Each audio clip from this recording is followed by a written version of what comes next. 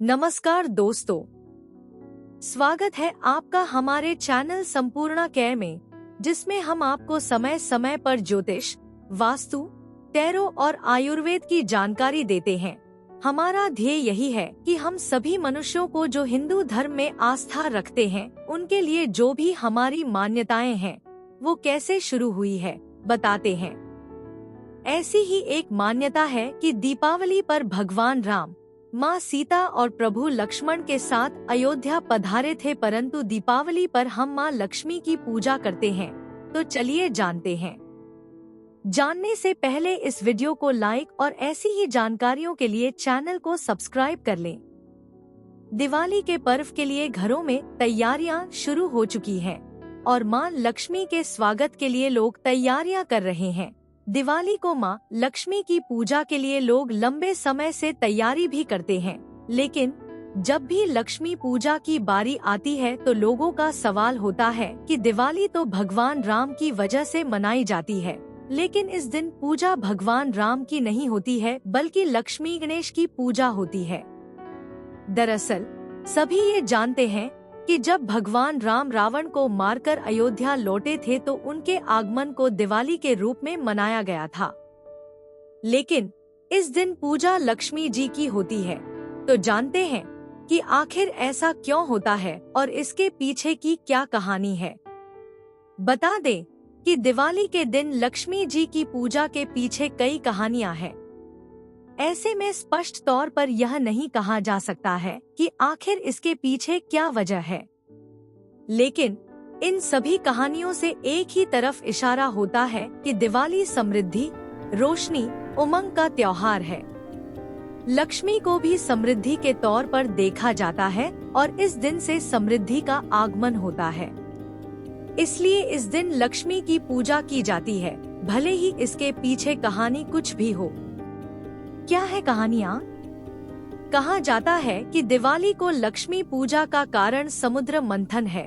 दरअसल जब देवताओं और असुरों के बीच समुद्र मंथन हुआ था तो इसमें से माँ लक्ष्मी भी निकली थी। ये मान्यता है कि जिस दिन लक्ष्मी निकली थी उस दिन कार्तिक कृष्ण पक्ष की अमावस्या थी। यह दिन ही दिवाली के तौर पर मनाया जाता है।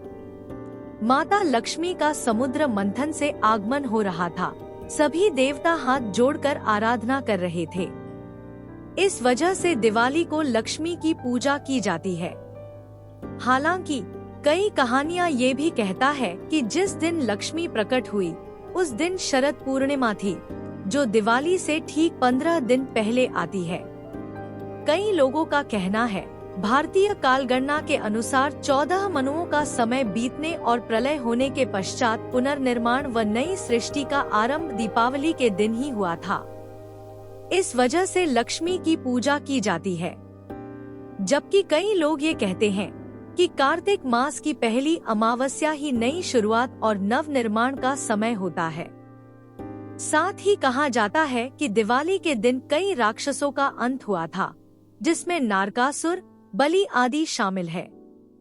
इसलिए दिवाली को अच्छा संकेत माना जाता है और समृद्धि के देवी यानी लक्ष्मी को पूजा जाता है। विष्णु के बिना होती है लक्ष्मी की पूजा।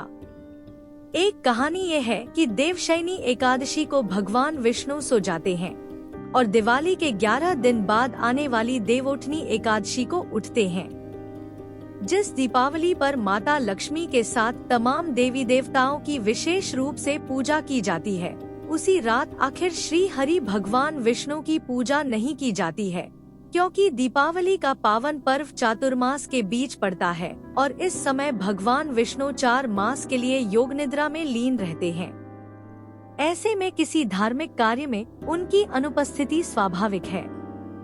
यही कारण है कि दीपावली पर धन की देवी माँ लक्ष्मी लोगों के घर में बगैर श्री हरि भगवान विष्णु के बिना पधारती हैं। वहीं देवताओं में प्रथम पूजनीय माने जाने वाले गणपति उनके साथ अन्य देवताओं की तरफ से उनका प्रतिनिधित्व करते हैं। हालांकि दीपावली के बाद जब भगवान विष्णु कार्तिक पूर्णिमा के दिन योग निद्रा से जागते हैं तो सभी देवता एक बार श्री हरि के साथ माँ लक्ष्मी का विशेष पूजन करके एक बार फिर दीपावली का पर्व मनाते हैं। जिसे देव दीपावली कहा जाता है। आशा करते हैं कि आपको ये जानकारी पसंद आई होगी। ऐसी ही अन्य पोस्ट के लिए चैनल सब्सक्राइब करें और अन्य किसी विषय पर जानने के लिए हमें कमेंट करें। आपकी दिवाली बहुत शुभ और सुख समृद्धि से भरी हुई हो, ऐसी हम कामना करते हैं। धन्यवाद।